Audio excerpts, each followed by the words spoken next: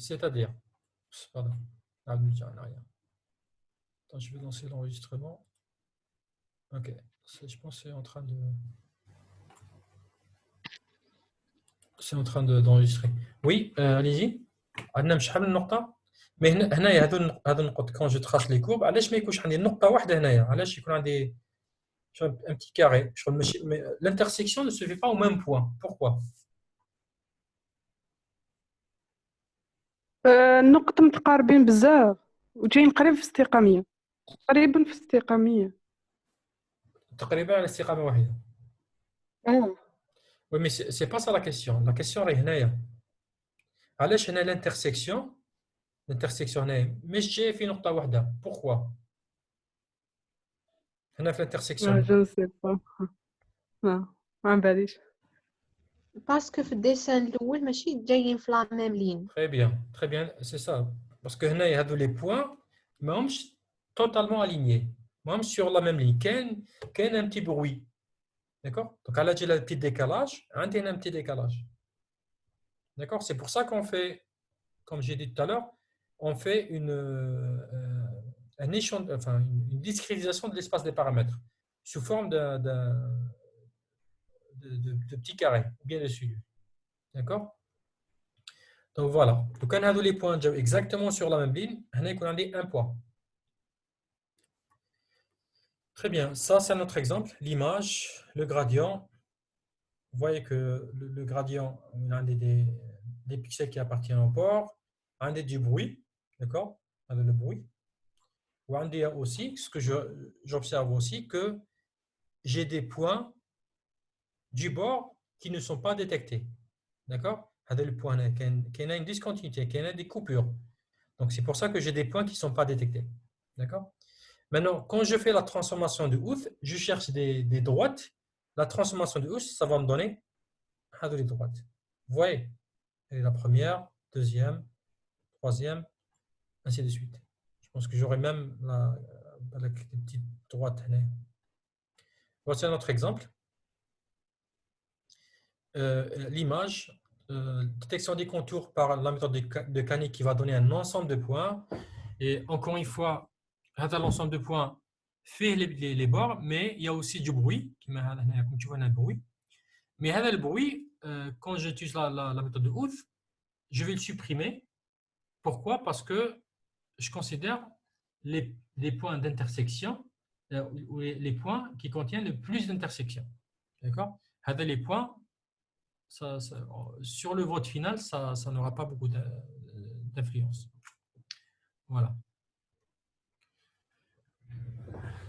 Voilà, ainsi je termine avec la méthode de Huth et je vais commencer une autre méthode de segmentation.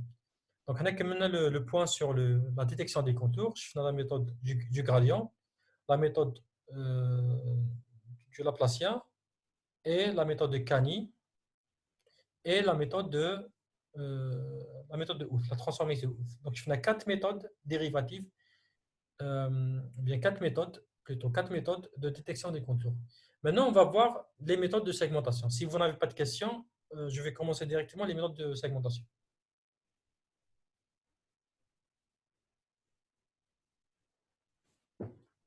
Très bien. Donc, juste un petit rappel, la différence entre segmentation et détection anti-contour, c'est que pour les contours, je vais chercher les pixels qui appartiennent au contour. C'est-à-dire, en quelque sorte, pour chaque pixel de l'image, je vais dire est-ce que ce pixel appartient au contour ou n'appartient pas au contour. Par contre, pour la segmentation, pour chaque pixel de l'image, je vais lui associer un label qui correspond à sa classe ou bien à sa région. Par exemple, si j'ai 3 régions différentes ou 4 régions différentes, eh bien, le pixel aura une valeur de label qui est soit 1, soit 2, soit 3, soit 4. D'accord? Alors, la première méthode de segmentation, c'est le CEH. Le CEH, c'est une méthode très simple, très rapide. Il suffit de choisir une valeur. Les pixels qui appartiennent les pixels dont l'intensité est supérieure à ce seuil appartiennent à la première région. Les pixels dont l'intensité est inférieure à ce seuil appartiennent à la deuxième région. Maintenant, je vais vous poser une question. est-ce que le seuillage, ou bien la question c'est combien de régions je peux déterminer avec le seuillage? Quand j'applique une méthode de seuillage, je détecte combien de régions?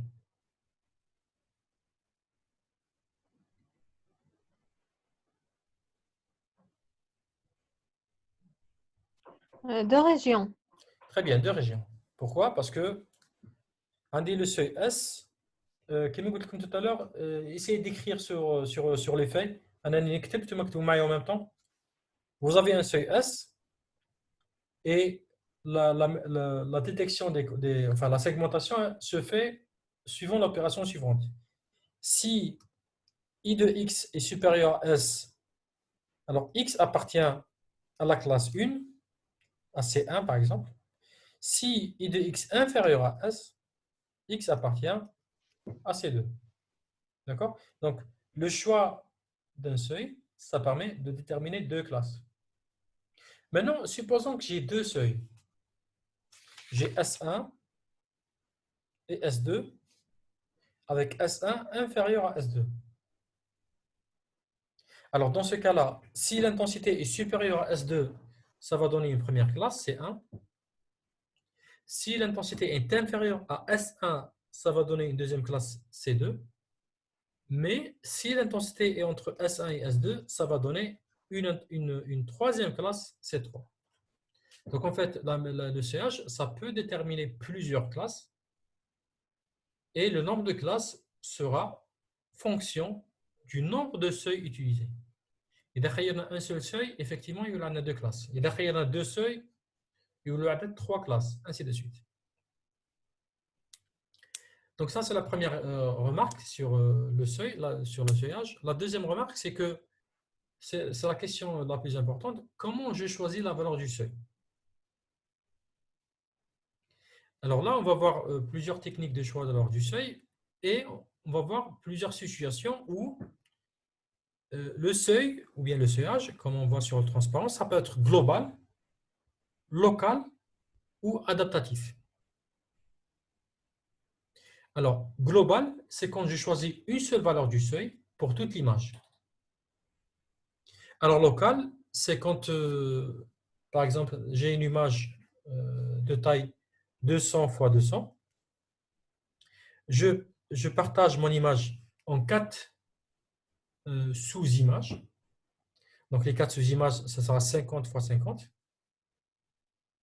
Et pour chacune des 4 sous-images, je vais choisir un seuil différent. Et donc, pour l'image 200 x 200, j'aurai 4 seuils différents, S1, S2, S3, S4, en fonction de l'imagette ou bien la sous-image dans laquelle je me trouve. Donc, ça, c'est un seuillage local. Un seuillage adaptatif, c'est pour chaque pixel de l'image, je vais commencer par calculer la valeur du seuil, ensuite faire le seuillage. Voilà. Alors, commençons par le seuillage global. La méthode principale pour déterminer le seuil global, c'est une méthode qui est basée sur l'histogramme. Pour calculer la valeur du seuil, donc le problème, c'est comment je calcule la valeur du seuil. Pour calculer la valeur du seuil, je commence par tracer l'histogramme. Et à partir de l'histogramme, comme on le voit sur les transparents, je peux détecter une valeur du seuil. Ici, c'est noté T, qui sépare l'histogramme en 2 régions différentes. 2 régions différentes qui sont bien distinctes. D'accord? Et chaque région de l'histogramme, ça correspond à une région dans l'image. Alors, voici un exemple. Ça, c'est des pièces métalliques. Et on voit bien qu'on a, principalement 2 régions dans cette image-là. Il y a le fond, qui est plutôt clair, et puis l'objet, qui est plutôt sombre. Quand je trace l'histogramme de cette image, j'obtiens ça. Ça, c'est la région sombre qui correspond à l'objet. Et ça, c'est la région claire qui correspond au fond. Donc, si je choisis une valeur ici qui sépare les deux, par exemple 127, je peux faire une bonne segmentation.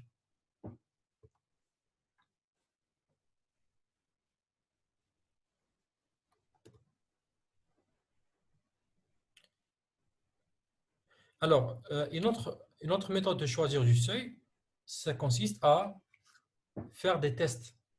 C'est-à-dire que mon image, initialement, a des intensités entre 0 et 255. Je peux, par exemple, tester toutes les valeurs possibles du seuil. Je commence par un seuil S égale à 0, S égale à 1, S égale à 2, ainsi de suite, et voir visuellement quel est le meilleur seuil possible. Bien sûr, en pratique, je vais commencer par 0. Je peux par exemple commencer par 50 et je fais des tests jusqu'à 60 ou 70 ou 100 et je m'aperçois qu'il y a une valeur optimale et à partir ou au-delà de cette valeur, la segmentation devient moins bonne et donc je m'arrête. D'accord? Donc théoriquement, on dit qu'on teste toutes les valeurs du seuil entre 0 et 255, mais en pratique, on va juste tester une dizaine ou bien une vingtaine de valeurs de t. Voilà. Donc, je peux aussi, par exemple, choisir d'essayer automatiquement comme la valeur moyenne des intensités, la valeur médiane, ainsi de suite. La valeur qui balance les deux sections d'histogramme, c'est ce que j'ai expliqué tout à l'heure, ici, la valeur 127. Donc, la valeur 127, ça permet de séparer l'histogramme en deux parties. D'accord? Ça, c'est une première région, ça, c'est une deuxième. Maintenant, la question intéressante qui est posée, c'est que à partir de l'histogramme, comment je calcule automatiquement la valeur du seuil? Parce que là, l'histogramme est simple et je peux choisir la valeur du seuil visuellement, mais est-ce qu'il y a une méthode qui calcule la valeur du seuil automatiquement? Alors la réponse est oui. Et c'est ce qu'on appelle la méthode la plus connue, c'est la méthode d'au-dessus. D'accord?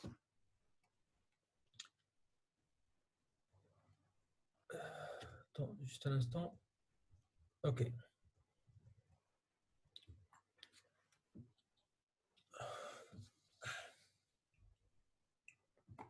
Donc voilà. Donc je vais présenter deux méthodes du choix du seuil. Attends, je vérifie. Alors je vais présenter deux méthodes automatiques du choix du seuil. La première, c'est la méthode de Moyen-Âge et la deuxième, c'est la méthode d'au-dessus. Alors, la méthode du Moyen-Âge consiste à suivre les étapes de 1 jusqu'à 4. On commence par un seuil initial, S égale S0. À partir de ce seuil, je répartis les pixels en deux classes. Les pixels dans les intensités inférieures à S et les pixels à S0, pardon. Bon, ça c'est S0. Et S égale à 0. Et les pixels dont l'intensité est supérieure à 0. Ensuite, je mets à jour la valeur de S comme étant la moyenne des deux moyennes des niveaux de grille. Si je considère M1 comme la moyenne de la première classe, M2 comme la moyenne de la deuxième classe, la nouvelle valeur du seuil, c'est la moyenne des deux. Et je fais ça d'une manière itérative, c'est-à-dire avec S', le nouveau seuil, je répartis les pixels une nouvelle fois en deux classes. Les pixels qui ont une intensité inférieure à S' et les pixels qui ont une intensité supérieure à S'. Ça va donner deux classes. Pour chacune des classes, je calcule la moyenne des intensités, M1, M2, et je mets à jour la moyenne du seuil comme M1 plus M2 divisé par 2. Et je répète ça d'une manière itérative. Alors, quand est-ce que je m'arrête? Alors, je m'arrête quand le changement du seuil est faible. C'est quand j'ai un seuil S et à l'étape suivante, le seuil calculé S' est proche du seuil S, je m'arrête. Sinon, je continue. D'accord? Alors, prenez par exemple cet exemple-là. Ça, c'est la première image. Choix initial S0 égale 76. Vous pouvez choisir ce que vous voulez. Hein.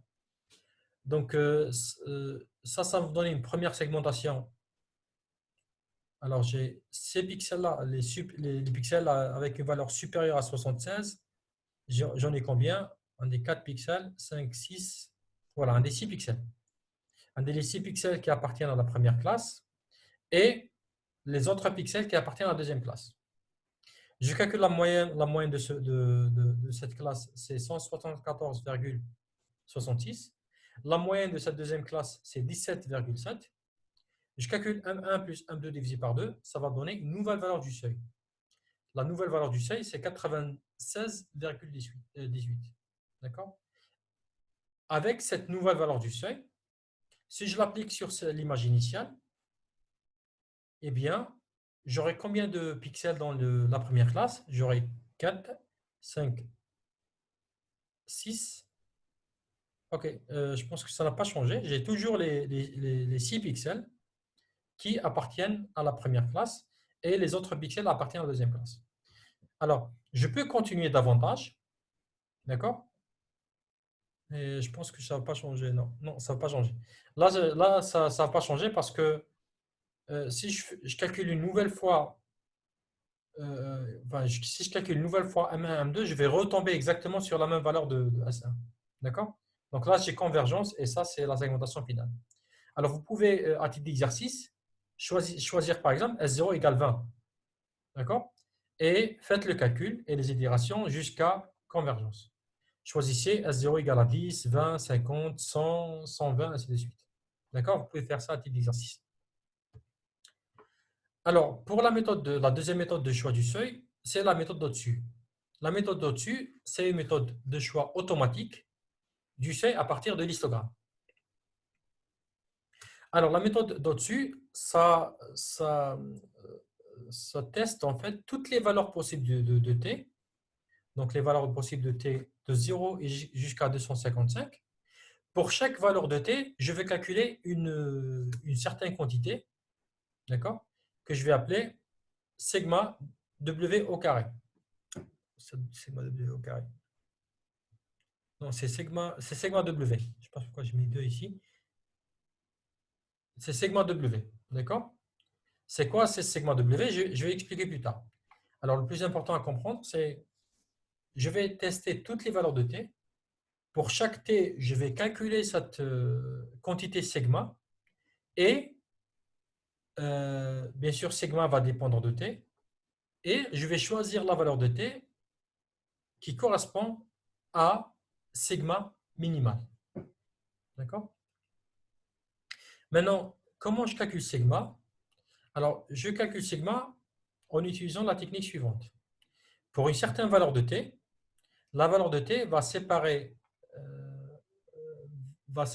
ou va répartir les pixels de l'image en deux classes.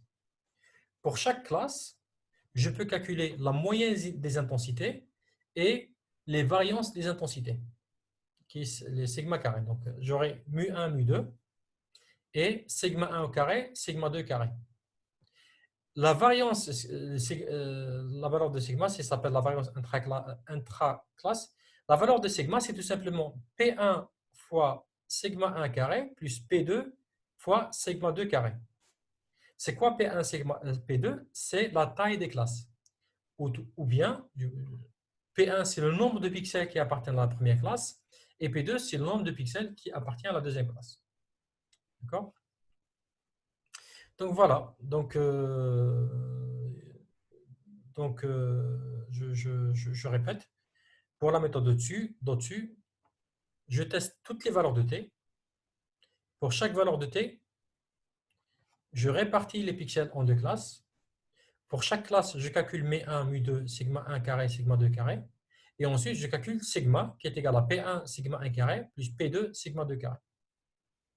Et au final, je choisis la valeur de t qui correspond à sigma minimal. Voilà. Voici un exemple de la méthode au-dessus. Ça, c'est l'image entrée. Et ça, c'est l'histogramme. Et la méthode d'au-dessus, en fait, ça a donné automatiquement la valeur t égale 125. D'accord? On voit 127 ici. Donc, 125, c'est quelque chose ici. Ça paraît très raisonnable comme choix. Et voici ce qu'on obtient après ce IH. Donc, ça, c'est une image binaire. Je pense qu'il y a un petit problème ici. Il y a un deuxième exemple qui n'apparaît pas. Je pense qu'on a deux fichiers. Je corrige plus tard ce problème-là.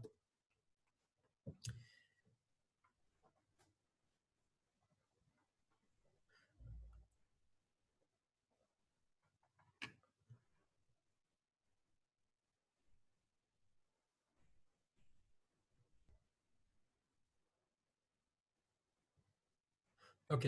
Alors, ça, c'est un autre exemple. Ça, c'est l'image d'entrée. Et comme vous le voyez, cette image d'entrée est très bruitée. D'accord?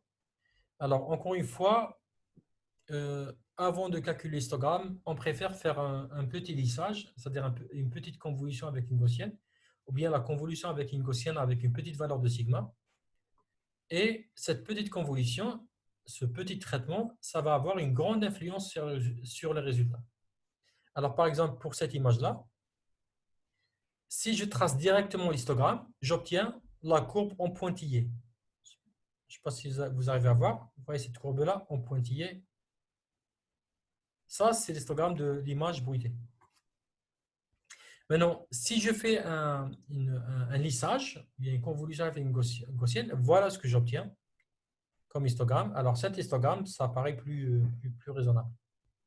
Donc, par exemple, ici, on voit deux classes différentes. Ça, c'est la première classe et ça, c'est la deuxième classe. Donc, a priori, n'importe quelle valeur entre cette valeur et celle-là, ici, ça va partager les pixels de l'image en deux parties. Et voilà ce qu'on obtient avec la méthode d'au-dessus. Bien sûr, là, j'ai quelques difficultés qui sont dues au bruit et qui sont dues même au contenu de l'image. C'est que ces pixels-là, d'accord, est-ce que vous arrivez à les voir? Je ne sais pas si vous arrivez à les voir. Ces pixels-là, qui sont un peu sombres, et ces pixels-là, est-ce que ça appartient à la fleur en noir ou bien au fond? D'accord?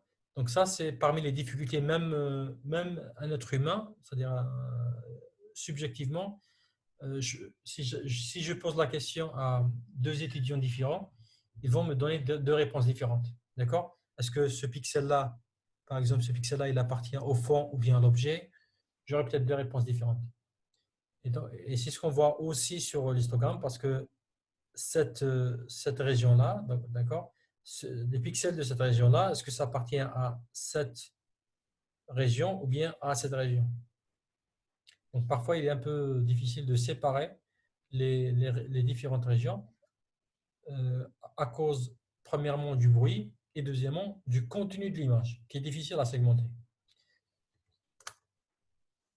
Alors, voici un autre exemple de la difficulté de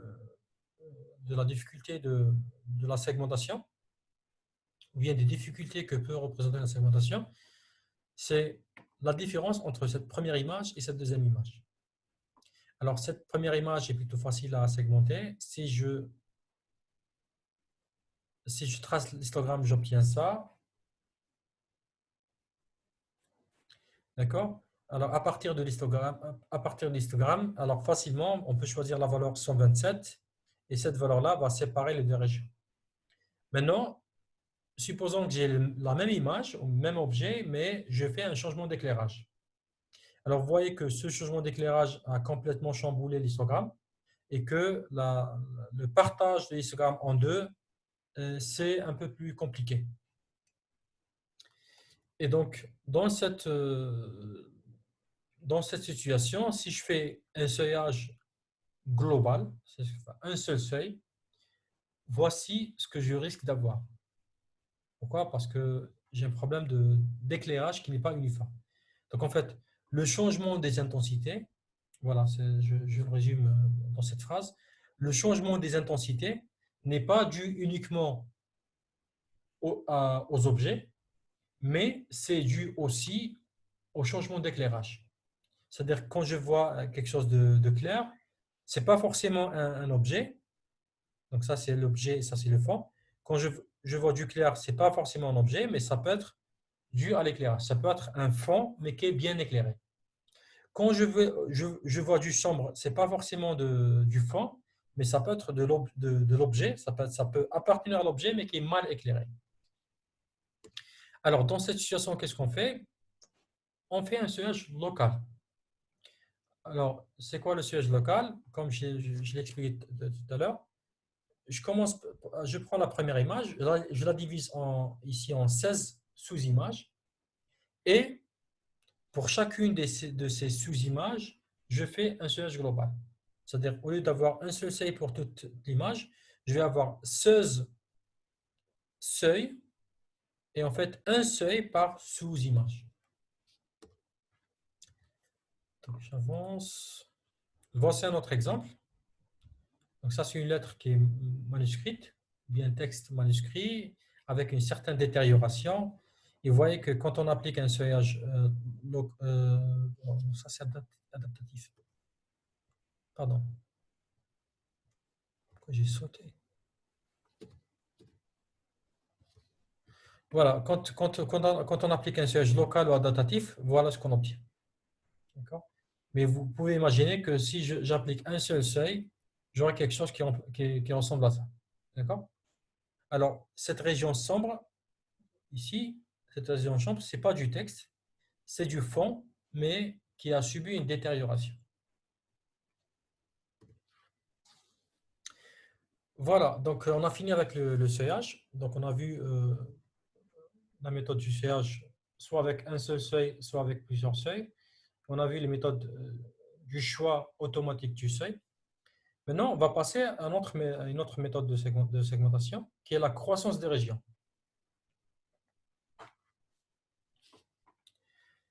Alors, c'est quoi la croissance des régions? C'est, grosso modo, j'ai une image, d'accord? Supposons que je cherche trois régions dans cette image, d'accord? Supposons que j'ai trois classes. Je commence par choisir 3 points, d'accord, de l'image, et chaque point, ça va représenter une région. Et ensuite, au cours des itérations, chaque région va croître. D'accord? C'est-à-dire que le premier point, je vais lui rajouter au fur et à mesure des pixels pour faire accroître sa région. Donc, par exemple, prenez cet exemple-là. J'ai ce pixel-là comme région de départ en rouge. La question qui se pose, comment je fais accroître cette région rouge? Comment je peux rajouter des pixels de telle sorte à ce que les pixels que je rajoute soient toujours de la même région que les pixels rouges. Donc la question qui se pose, c'est au fur et à mesure, enfin au cours des itérations, je me pose toujours la question, est-ce que je peux rajouter un pixel ou pas? Ou bien, quel est le critère de rajout des pixels? Ou bien le critère d'arrêt? D'accord? Alors, par exemple, donc il y a toujours ce critère d'homogénéité des régions, ou bien le prédicat de région, la description de région. Alors, par exemple, je considère le critère d'ajout, je considère que la différence entre l'intensité du nouveau pixel et la moyenne des intensités des pixels de la région ne dépasse pas un seuil prédéfini. C'est-à-dire que si j'ai une région qui contient un certain nombre de pixels, j'ai un autre pixel. La question qui se pose, est-ce que je vais pouvoir le rajouter ou pas? Il faut un critère. Est-ce que j'ai le droit de rajouter ce pixel à cette classe ou pas? La réponse est très simple. Cette classe, elle contient par exemple 100 pixels. Je commence par calculer la moyenne des intensités de cette classe. Ensuite, si le nouveau pixel est proche de la moyenne des intensités, c'est-à-dire si la différence entre les deux est inférieure à un certain seuil, je peux le rajouter. Si le nouveau pixel a une intensité différente ou bien très loin de la moyenne des intensités de la classe, je considère que ça n'appartient pas à la classe et je ne peux pas le rajouter. D'accord? Alors, on va voir un exemple. Et avant l'exemple, dans quelques minutes, pareil, ça va se découper. Donc, essayez de vous reconnecter automatiquement. Donc, voici un exemple. La région de départ contient un seul pixel. La moyenne est 53. D'accord? Maintenant, je vais prendre des pixels et je vais tester est-ce que je peux les rajouter ou pas. Je considère ce pixel-là, 59. Le seuil que j'ai choisi, le delta, ce seuil delta, c'est 2. D'accord? Je compare, ou bien je calcule la différence entre l'intensité de ce seuil, enfin, l'intensité de ce pixel, le nouveau pixel, et la moyenne des intensités de la classe. Comme j'ai un seul pixel, la moyenne c'est 53. 59 moins 53, c'est égal à 6. C'est supérieur à 2, je ne rajoute pas ce pixel. Je vais prendre un autre pixel, 53. 53 avec 53, la différence est 0, inférieur à 2, je rajoute ce pixel. D'accord? Et vous remarquez que quels sont les pixels que j'ai testés? J'ai testé les pixels qui sont voisins à la région considérée. Je n'ai pas pris par exemple ce pixel-là ou bien ce pixel-là. Je vais tester uniquement les pixels voisins. Et je rajoute au fur et à mesure. Maintenant, j'ai la classe qui contient 2 pixels. Et pour cette classe, la moyenne, c'est toujours 53. J'ai un nouveau pixel, je compare. La différence entre l'intensité du pixel et la moyenne est inférieure à 2. Je le rajoute. Et je continue. Ça, je ne rajoute pas, je ne rajoute pas. Si je prends ce pixel-là, la différence entre ce pixel et la moyenne de la région qui contient 3 pixels, 53, c'est 2. Donc, je peux le rajouter. Maintenant, comme j'ai rajouté ce pixel qui contient 55, la moyenne de la région a changé. D'accord? C'est plus 53, c'est 53,5. Alors, pareil, je vais tester les pixels voisins. 55, je peux le rajouter. Et la moyenne devient 53,8. 51, je peux le rajouter, ainsi de suite. D'accord? Pardon, 51, je ne peux pas le rajouter ici. Donc, je m'arrête. Donc, je me suis arrêté à ces 5 pixels. Pourquoi? Parce que tous les pixels voisins, je ne peux pas les rajouter. Pourquoi? Parce que si je compare tous les pixels voisins avec la moyenne de cette classe en rouge, qui est 53,8, la différence est supérieure à 2. Donc, cette région est en quelque sorte figée. Là, c'est habset. Maintenant, je prends un autre pixel et je fais la même chose. Je recommence le même raisonnement. Je rajoute, je teste les pixels voisins, ainsi de suite. Ça, c'est la deuxième classe en bleu. C'est figé. Je prends un autre pixel, 54, et je continue. Au final, j'obtiens combien de classes? 1, 2, 3, 4, 5, 6, 7 classes. Ou bien 7 régions. D'accord? Donc, et en plus, avec cette histoire de croissance de région, comme les pixels que je teste sont les pixels qui appartiennent ou bien qui sont connexes avec la région en question, forcément, les régions ou bien les classes que j'obtiens sont des classes connexes. D'accord? Sont des régions connexes. Voici un autre exemple. Ça, c'est l'image au départ. Je prends un point ici, d'accord, sur la feuille.